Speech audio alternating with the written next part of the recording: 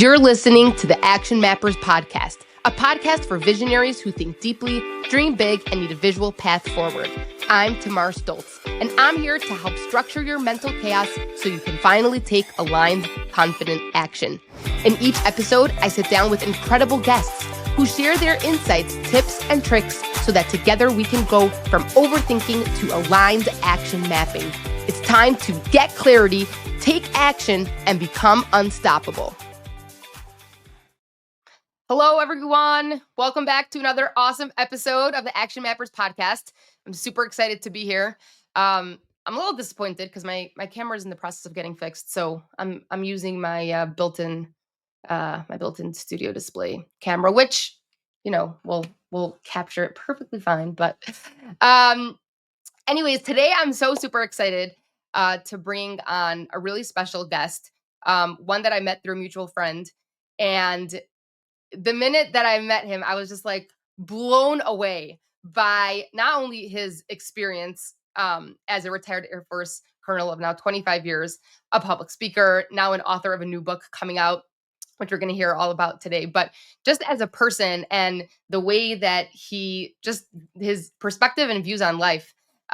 It was just absolutely incredible. And I'm so honored to have him on the show today. So please give a warm welcome to Seung Paik. Thank you, Seung, for being here today. Oh, thanks, Tamar. It's great to be here. Oh my gosh, this is so cool. Okay, amazing. So for those of you who are new to the podcast, the rule for this podcast is you should have a pen and paper in hand, because this is all about action mapping, taking notes, learning, applying, implementing, taking action. So I have my pen and paper, and you should do the same. If you're driving, please do not. Welcome. Thank you for tuning in. And if you are a regular, welcome back. I know that you're going to enjoy this episode and learn a ton. So let's dive in. So Seung, I don't want to take away your stage. Why don't you tell us a little bit about who you are, what you do, and how you got to where you're at today? Well, let me just first say that it's awesome to be here, Tamar, and I really appreciate you hosting me. This is the first podcast I have ever done, and so there's no better person than yourself, because one day when you get incredibly famous all throughout the world, you can say that you had this guy somehow on your podcast, and I can tell everybody, hey, I was one of her guests. So I'm super excited to be here. This is really cool. This is so much fun for me, and I'm just thankful to be a part of this. I'm a retired colonel in the Air Force, 25 years, finished up in 2017. And at that time, my wife said, hey, since I've been following you all over the world in the Air Force, it's now my choice to figure out where we settle down. And I said, okay, where would you like that to be? And she said, San Francisco Bay Area. And I said, okay, can you pick somewhere cheaper? And she said, you said at one time I could pick where we retire. And so we moved here in 2017. And during the latter part of my career, probably like the last 15 years of my career, aside from doing my primary job in the military, I found myself doing a lot of traveling and guest speaking on this topic called Leadernomics, which is a blend of leadership and the universal principles of economics. And so while I was doing a lot of that public speaking, there were several people after every talk who would come up to me and say, hey, where can I get more of this? And where's your book? And so at the time, I just thought, I'm not a writer. I'm not gonna start this journey of writing a book. But the last 4 years of my retired life, my wife started kind of pricking at me and saying, hey, son, you really ought to think about writing that book, because I think a lot of people have wanted more about Leadernomics. And so I did. So 4 years ago, I sat down and decided fully to put my heart and soul into this book. And what I thought was going to be about 18-month, 2-year journey, it ended up being almost a 4-year journey. So I've got a lot of thoughts about what it means to write a book for your first time, and also what it means to write what I consider my metric was writing a book that I'm incredibly proud of. And there is a significant difference between writing a book, writing a good book, writing a great book, and then writing a book that you can literally tell the world, I'm so proud of this book. And I really kind of, what I like to say, I laid it all on the floor. It's all there. And so that book is Leadernomics, Life and Leadership Lessons from My Mentor, Economics. And it should be coming out on Amazon 9 September. And right now, I am building an army of advanced readers and advanced reviewers. And so, if anyone is interested in being an advanced reader and advanced reviewer, you can get onto my site. It's just leadernomics.org, and you can find my book there. And I would love for you to be a part of my launch army. That's awesome. That is so awesome. Okay, so there's a lot to unpack there. A lot of different things that you said that jumped out. Wait. Okay, I want to talk about that. I want to talk about that. But one of the things I think, and possibly like a much bigger question that might, have I don't know, multifaceted, multidimensional, is your mentor economics. So for those people who are listening who are thinking, is economics, is he talking about like the subject that I learned in school? Is this a personality on social media? So tell us a little bit about your mentor economics. Great question. So, mentor is almost like a metaphor because obviously it's economics, so it's not a person. But I do view economics as a couple of things that make it a mentor. One, it's probing your thoughts. It's very personal. And it looks into not only your thoughts, but your intentions, your motives, your preferences, your particularities, and ultimately it reveals your priorities. And so anything that can probe into your thoughts and into your heart and into your emotions, where it can pull those types of things out of you, it's got a very mentor characteristic about it, right? Because any good mentor is a great listener and they ask great questions because they're trying to figure out who you are first and foremost. And economics as a discipline has an uncanny ability to do that. And it does it personally for Tamar, for Sung, and for anybody else. But then it doesn't just do it for us, it's able to do that for anyone, which is why it's a universal discipline. So that's one aspect why I view economics as a mentor. Second, it's available. It's not like I have to schedule a time to get this wisdom or insight from economics. It's available to me 24/7. And the reason why that's important is because decisions and choices are made 24/7.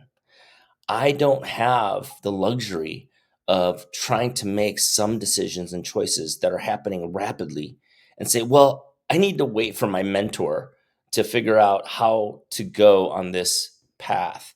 Rather, I've got this thing called economics, and it's available to me all the time, all day long, to give me that guidance. So, one, it's personal. Two, it's available.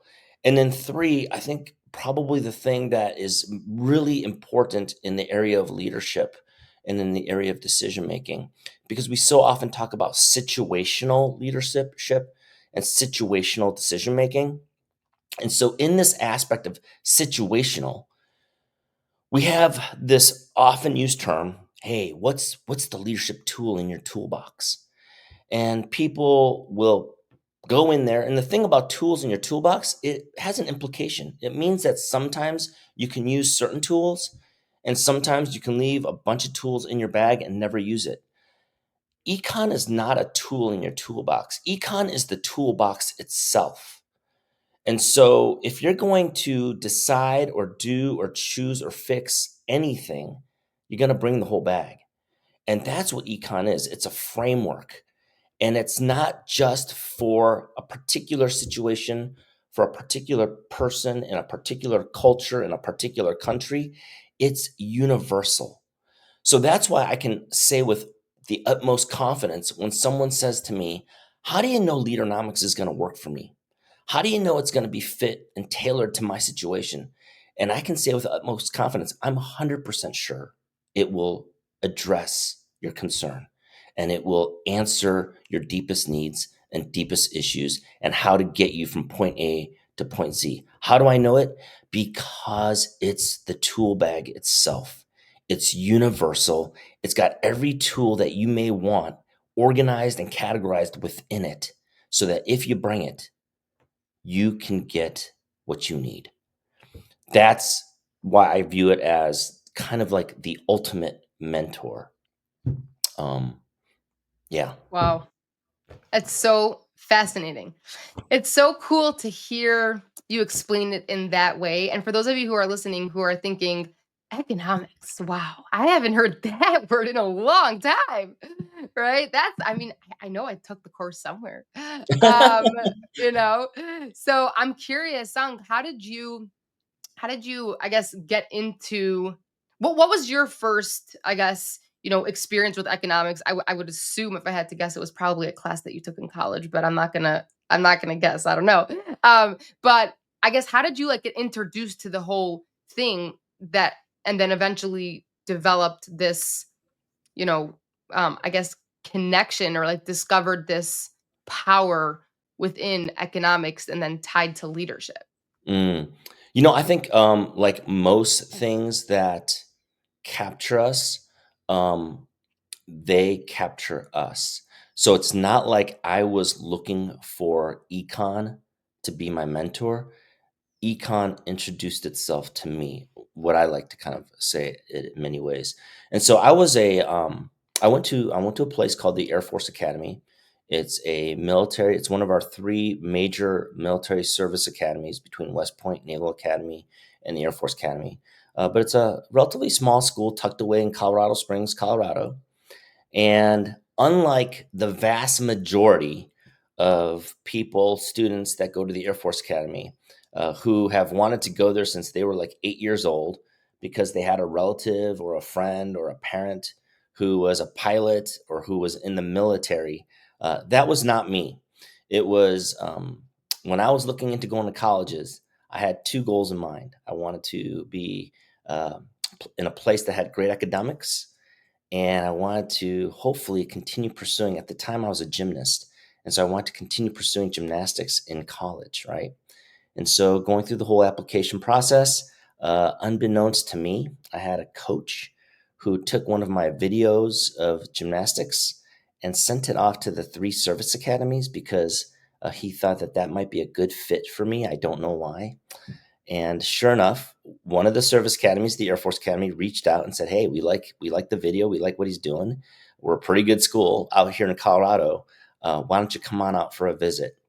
And it also happened to be the time. It was like 6 months after Top Gun, the original Top Gun, had released. Right, so all the craze in America was Tom Cruise, Top Gun, being the next Maverick. And again, none of that really appealed to me, but there was some hype surrounding my visit to the Air Force Academy. So I get there, it's a beautiful place, beautiful location. The gymnastics team was Division 1 for men. They wanted me on the team. The academics looked fantastic. And I thought, all right, let's give it a try. Next thing I know, a couple months pass, I'm out there and I'm not doing gymnastics. I'm not in the classroom. I'm shining my boots and I'm ironing my shirts. And I'm like, what is going on? What have I gotten myself into? Right. And I was immersed in military life. And I thought, wait, wait, wait, wait. This is not what I signed up for. I mean, it was, but it wasn't. And so I think that was for me the first major, like as a 17-year-old, my first major life crisis. And the thing about the Air Force Academy and all the service academies, it's not a 4-year college, it's a 4-year commitment followed by a 5-year oath to serve in the active duty military. So if you think about it, you're a 17-year-old and you're not making a 4-year decision, you're making a 9-year decision minimum. And so I was just overwhelmed by the daunting aspect of this 9-year decision as a 17-year-old who had no inclination for the military. And there I was. And so I imagined if I looked to my left and if I looked to my right, other people would be struggling with this crisis too. but I kept forgetting that they all wanted to be there since they were like 8 years old. And so I was like, wait, what's the matter here? How come no one else is struggling with this major life crisis at the age of 17, like the way I'm struggling? And I thought, man, maybe it's me. I've got a problem here. And so if you talk about this need for a mentor, I needed a mentor in the worst way. But who's going to be my mentor when I look to my left, I look to my right, I look above me, I look behind me, and they're all marching to the same tune. They're all in. And so I felt very alone without this mentor. And so and then, if I called home and I talked to my parents about it, the only thing I would hear from my parents is, "Oh man, we're so proud of you. We're so proud of you being there." So that wasn't exactly the mentor I needed in my crisis either. And so as I was wrestling with this, by providence, by God's grace, whatever you want to call it, I had my first econ class. And in that first econ class, the teacher did something pretty interesting.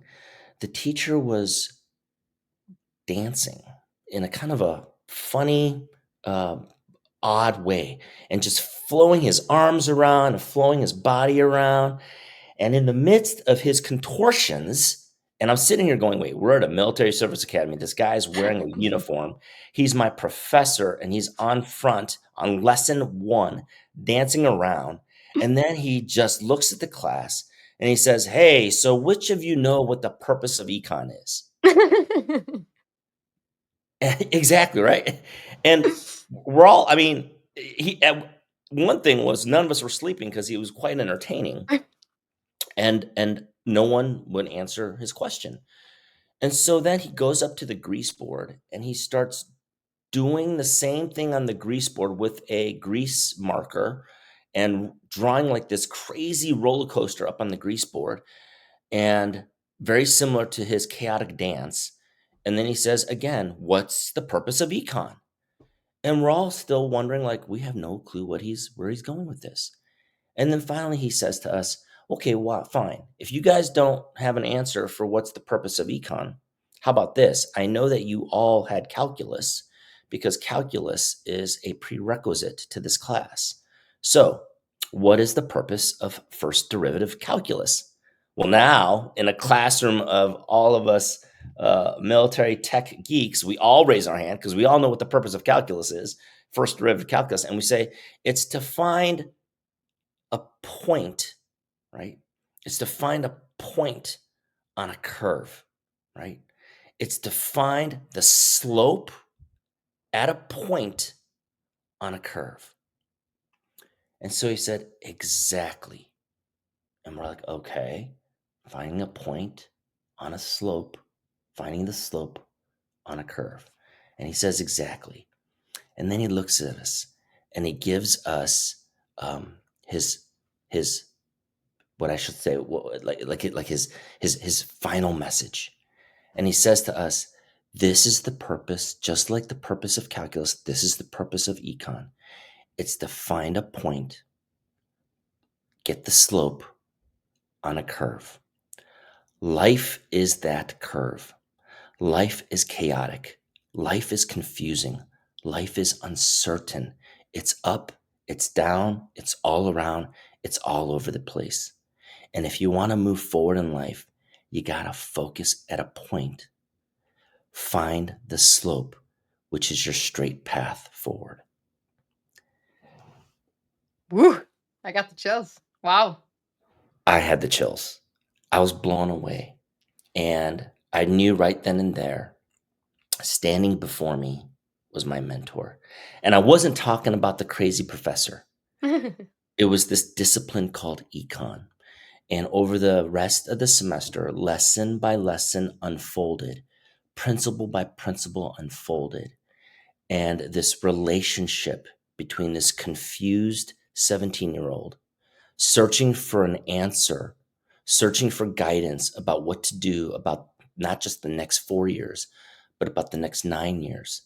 The clarity, the linearity, the focusing the point on a slope in this roller coaster of life it started to become even more clear.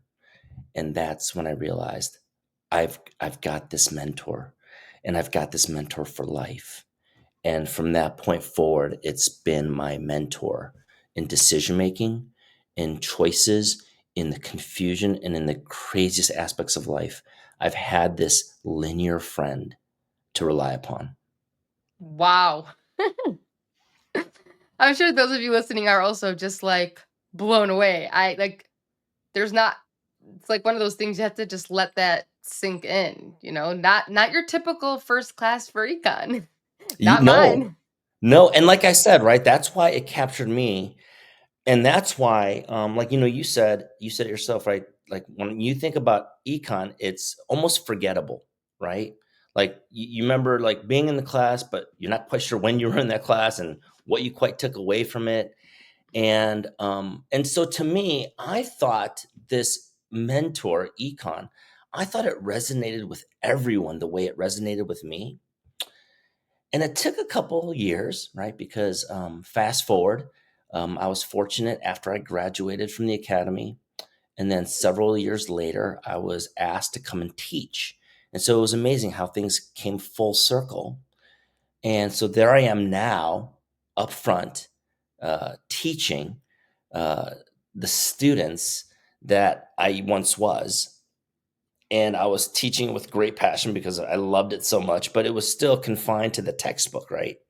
And so what I was teaching, I had a great love for, but it was still confined to those graphs, the supply and demand graphs, the math, the equations, the data, because the textbook showed that I have to teach it this way.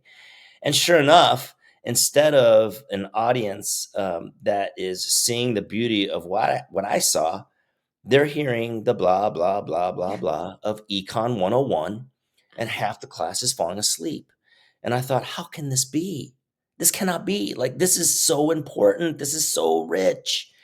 And so it's actually there that I took a departure and I started teaching economics from the perspective of Leadernomics. And that's how Leadernomics was truly born. It was born in the classroom where I realized the students wanted to hear a memoir. They didn't want to hear a textbook. They wanted to see the textbook in the lens of a memoir. They wanted to hear it through the personal stories of their teacher, Seung Paik. And so that's what I did. That's how Leadernomics was birthed. Wow. This is so powerful. Yeah, it's I the mean, econ. there's It's the econ 101 everyone wishes they had. everyone wishes they had or didn't realize they could have had.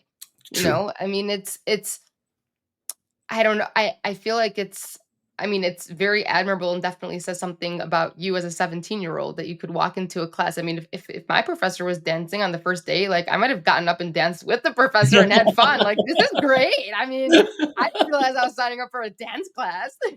um, okay. Um, but the depth that you approach the whole thing from, I feel like is so incredible. Yeah. Just I mean, that just whoa, that's whoa.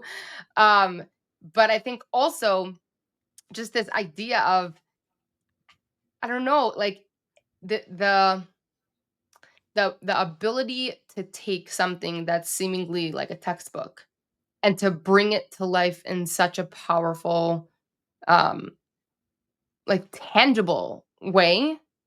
You know, like, it's not just about the supply and demand graphs, and, like, it's not just about I remember someone saying, you know, "There's so many ways." It's funny, as I'm thinking about it, there were definitely times where the professor would bring in, like, goods, you know, like, to put on the desk and, like, make it, you know, interactive, but it was just bringing supply and demand, or we would have, like, a bunch of kids in the class come up, and they were the, you know, demand people demanding the goods. Like, it was just superficial, like the same thing as a textbook, but bringing the textbook to life. And I feel like you didn't just bring the textbook to life. Like I feel like it's so much deeper than that. And I guess that's you know why you call it your mentor. I feel like it's so powerful. Um, just to see how you took like a principle and reimagined the Mhm. transformation that people can have from the teachings of what's up until this point lived in a textbook. Mm. You know, it's funny, like, I think, and again, I don't know if this applies to everyone, but I think, like, so I think a couple things. One, like you said, 17. How did you kind of see the depth of econ at the age of 17? I think it's more of an indication of how deep the crisis was. I think it's in the midst of crisis, like really deep crisis, where some of the most basic lessons that you've learned in life, the things that like when you were a kid and you just thought blah blah blah, my parents are saying blah blah blah, or a teacher saying blah blah blah, but it's in the midst of actual crisis where that all of a sudden you hold on to it for dear life and you see the wisdom of the pearls that were given to you.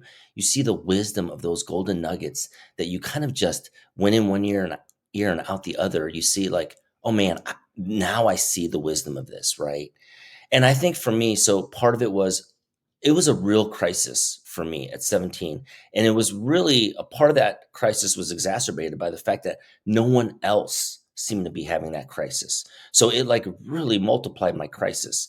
And so when I saw this discipline and everyone who wasn't in crisis, they saw it flatly, right? They saw it in one year, out the other, teach me what I need to know so I can get an A on the test and move forward.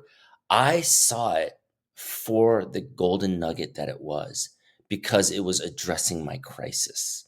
And so that's why I often like to tell people that crisis, though hard, it's not a bad thing because it's in the midst of crisis that you are actually going to internalize the most important lessons that may have been right in front of you all along, but you never really internalized. And in crisis, you will. So that's part of it. The other part of it for me, I think, was I really held on to the core foundation of econ. I didn't get lost in the trees, right? I saw the forest from day one. And I think that dancing professor really helped me out with what they articulated about calculus and its connection to econ and just focusing on a dot and showing the linear slope. I never lost a focus of that big picture of econ. And so it wasn't like this 3 by 5 mirror that econ was. Like the econ to me was like this full blown body mirror where I could look into it and I could see all of me through its principles. And that's what I meant when I said before, I said, this mentor is personal. Econ has this ability through its principles and through its definitions, it is designed, it's a human endeavor, and it was always designed for humanity. And the only way it's designed for humanity is if it's able to probe your thoughts and your intentions. And so I always held on to this like if I really want to look in the mirror, I got to look at econ because econ is like literally probing my preferences, my intentions, my motives. It knows how to incentivize me. It knows how to hold me accountable. I'm like, how does it do this? Right? Well, it's like this full body mirror that I can look into. Now, I've said it before and I'll say it again. If if I flop, and if I'm not looking in the mirror, it's not because of econ. It's because I decided to turn away, right? I decided not to utilize it and not to have the tool bag when I needed it. Failures are on me. It's not because econ ever failed me. Wow, that's incredible. For those of you listening, I hope that your paper is full and you are just writing as fast as you can. We should, I feel like, pause to write down. I mean, Sung, there are so many incredible lessons that you are sharing here. I mean, it's unbelievable. And just you as a person and just hearing you talk, it's just, I don't know, it's, it's incredibly inspiring. And the more I think about it, I'm like, wow, like this is huge. Like this is not just, a small podcast episode. This is tremendous. So, Thank you. um okay, so I mean, we could go on for years. I mean, it's humbling honestly to have you on the show. It's in just I feel so humbled to have like such a special person as a guest here. And I want to like take advantage and of this opportunity, but I also want our listeners to hear a little bit more about the book because we talk about people finding themselves in a crisis, just look at the world. July 9th, 2025. Mm, Crisis, a lot of crisis. yeah, And now we have a treasure coming to us in September the 9th, Leadernomics. So yeah. can you tell us a little bit about, about the book, what to expect, what it's going to teach us, um, and yeah, what we can walk away with by reading this treasure? Yeah, so I've got it's there's actually 10 core principles that I focus in on. But without diving into what I consider some of the foundational 10 principles, I think more at a broader view is last time I checked, we're still in America. And despite the ups and downs and the challenges that we may have as a nation, one of the things that defines America is we are defined by a market economy, right? And so, one of the first things that I took away from economics and how I viewed the importance of economics in the way of life and leadership is that a market economy is not driven by one person, it's a market. Markets are designed for relationship, right? You have no supplier unless there's a demand, right? So anyone who supplies and doesn't think about the consumer, the demander, they're alone. That is not a market. No consumer can consume without a supplier. No producer can exist, right, without someone to take that production. There is no employer without an employee, and there's no employee without an employer.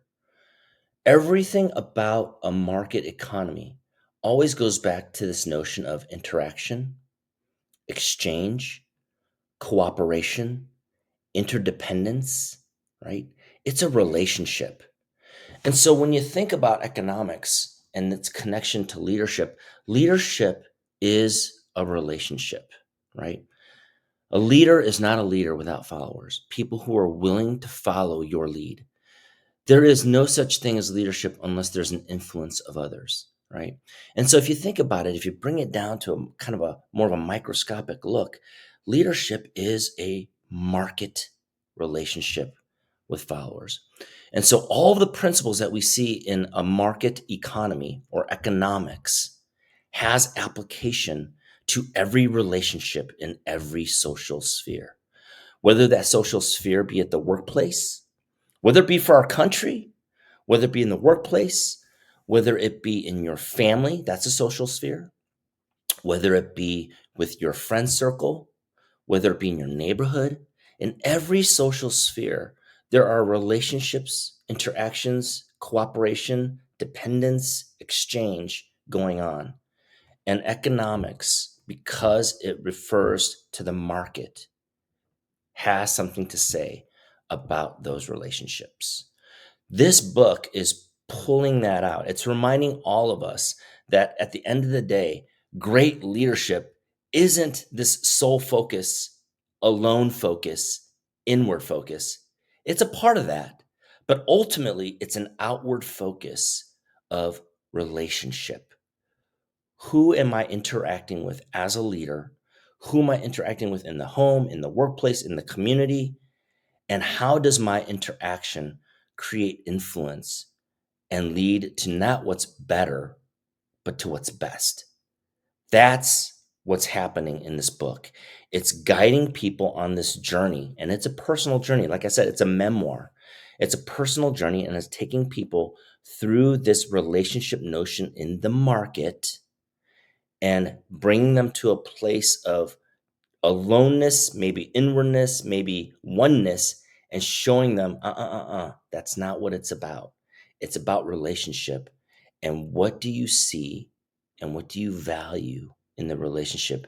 And how can I get you from here? So, like people who are listening on radio can't see me, but I've got this little image. And how can I take you and your little image of what you think leadership should produce, should perform, and take you to a place of unimaginable produce, unimaginable perform because you actually understand the market economy. You actually understand this aspect of relationship in leadership. Unbelievable. Yeah.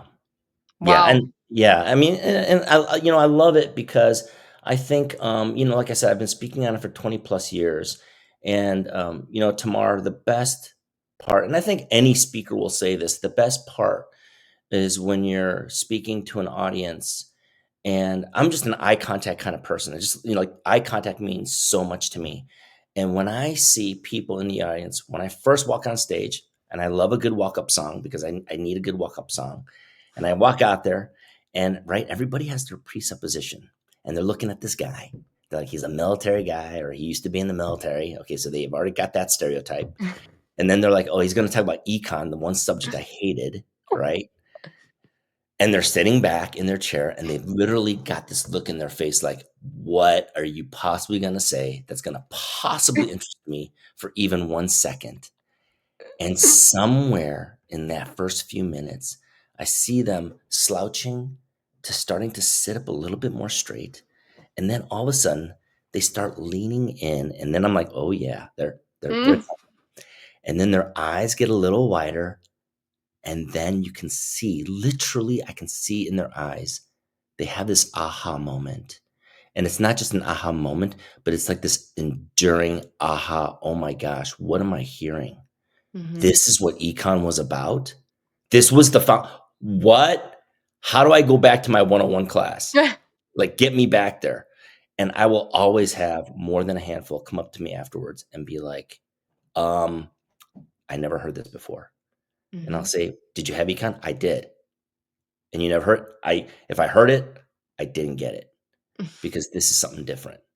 And Mhm. that's what it is. It's a human endeavor. And I think that's the part where when you open up the textbook, sadly, for most students who are trying to get the 5 minutes so that they can pass the test, and then the teacher brings a textbook, you generally lose a lot of folks at hello, Mhm. and you never get them through the door into the corridor and to that place where they can actually see oh my gosh, this is what it's about. Yeah, that's what it's about. Unbelievable. Mhm. Wow. Yeah.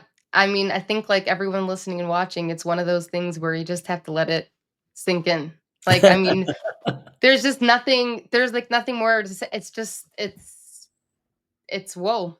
It's just Yeah. whoa. Yeah, that's I why don't that's why my wife for years, and that's why people were like, "Hey, where's the book? When's the book?" I was like, "Oh, I'll just keep speaking." "No, you gotta write the book. I mean, you gotta get it out there, right?" I'm like, I don't know. You think the whole world wants to hear about economics?" And, my wife was like, "Yeah, I think the whole world wants to hear about economics." like this. Yeah, this is I mean, this is incredible. This is not the economics that the world knows until Mm, this point. So mm. it's going to be the new transformed uh, economics. Unbelievable. Okay, well, we'll definitely look forward to having a an episode after September 9th, and hear all about more about the book, different ideas that are coming in as people are reading it and reintroducing themselves to this what they thought was a class that they passed, but really an entire world that they just totally, myself included, did not tap into. So Mm. um this has been absolutely incredible. Sung, where is the best place for people to go and um purchase? We're doing pre-orders, right? We are. So, again, and the thing is, right, Tamara, and this is a part of the reason why I'm so thankful. You took a chance on me today with this podcast, and I'll tell you why. Like I said, it's my first podcast. Um, I've been out of most professional circles for the better part of 7 years since I've retired, right? So I've led in the Air Force for 25 years, but when I unplugged, I really unplugged. I had 3 teenage kids. I needed to spend a lot of time with them through their high school years and get them launched to their own personal adult lives. And so I did. I fully dedicated to that. I did a lot of volunteer stuff. I did a lot of stuff with high school youth, went on some missions trips. And so, um, kind of left the military world, left the corporate world, left all of those things. And then the last 4 years, like I said, I've kind of fully devoted myself to the book. And so first, again, I just thank you for taking a chance on me. I know we have a mutual friend, but this is something where it's kind of like I'm popping up out of nowhere. And so my name, I'm not some retired 4-star general. I'm not some celebrity that's been on CNBC 100 times talking about military issues. I'm not someone that's in Hollywood that wrote a book and is an immediate bestseller. And so there's this message, right? But this message is kind of like a needle in a haystack because I'm just not someone that's in the public eye. And yet the message is such an important message. And it's a discipline that everybody's heard of, but they've never embraced the true human endeavor, mentoring aspect of economics. And so, how does a guy like me get it out to the world when I'm this needle in the haystack, and you're helping me do that? So that's a big part of this. And so where can you go? Well, if those people who are willing to be advanced readers and reviewers and help me get the word out there to the world, I would love for you to come onto my website. It's www.leadernomics.org. It's not .com, it's .org. And there you will find a way to get the book. The book will get to you relatively quickly. And then we've got a couple months till the 9 September launch. And we really want to launch with a bang. Again, the goal it's not about me. It's about the message. It's about the book. It's about people seeing Econ for what it was meant to be: personal, insightful, 24/7 in the chaos and the confusion and the uncertainty of life, and having someone by their side when they're looking to their left and looking to the right and they feel incredibly alone and they can't find that mentor. Because, right, it's not easy to find a mentor. You don't just go up to people and be like, hey, would you be my mentor? It's like Mr. Right, would you be my mentor today? Would you be my friend today? It doesn't work that way. It's not when we're waiting for those organic relationships of mentorship protege to happen. Let's face it, it just doesn't happen that easily. And if you can find a human mentor, more power to you. That's awesome because they are priceless, but they're hard to find. If you asked anyone, do you want a mentor? Almost everyone will say yes. And then you say, great, do you have one? And like maybe 3 out of 10 will actually have one. And then you say, do you know how to get one? And they're going to look at you and say, I don't know. How do I get a mentor? How do I find one? And then the flip side is this. Hey, mentors, go be proactive, go initiate. Well, you know what? Mentors are generally very busy people. They're like leaders in the world. They're seasoned, they're experienced, they're busy. I don't know too many of those types of people that are going to be like, hey, I think I'm going to go be a mentor today. Right? Like, I think I'm gonna go initiate with Tamar and be like, "Hey, Tamar, do you need a mentor? Because I'd like to be that for you." It just doesn't happen the way we wish it would be, so easily, intentionally, proactively happening. And so, in that midst, you have a bunch of people who have a demand for mentorship, but the supply is few. And so, at a minimum, if they have Leadernomics by their side, I'll tell you they've got a pretty good mentor that they can pop open, read, and get some insight for their confusion. And so, to get this message out into the world, that's a part of it. Being an advanced reader and a reviewer, if you're willing to do that, that would be awesome because you're helping me get the message out into the world. And then 9 September, we just want the world to know that this book is there. It's available to them. And then probably somewhere down the road, we'll do an audiobook.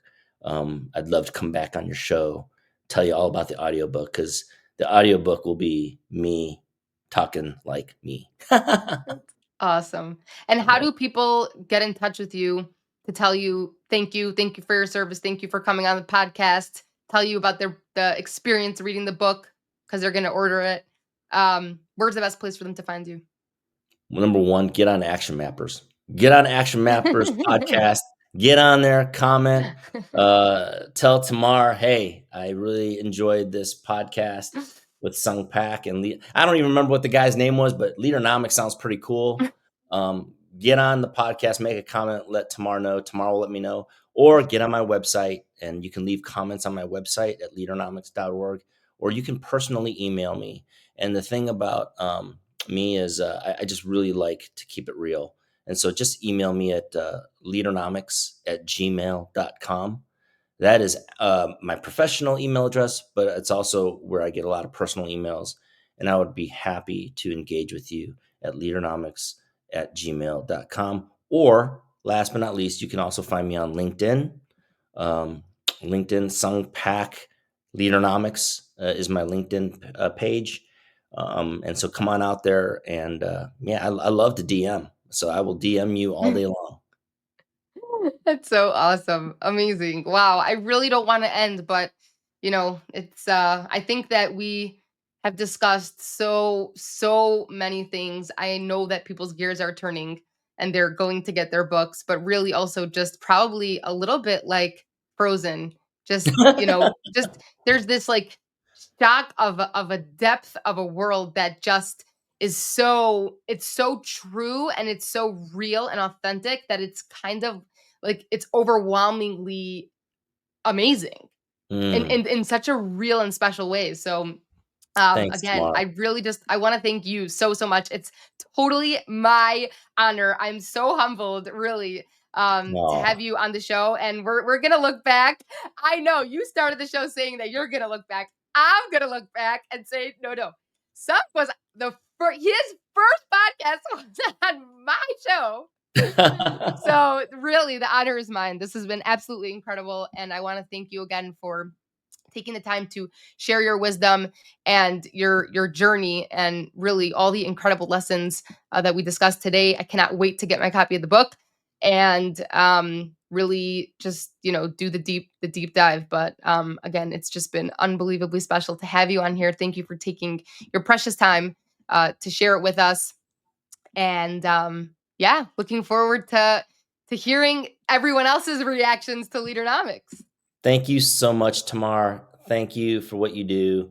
You are an incredibly busy person, and just the amount of energy and enthusiasm by which you convey a message and the way you convey to the world is awesome. And I love, in my opportunity to see what you post, why you post, and the things that you say.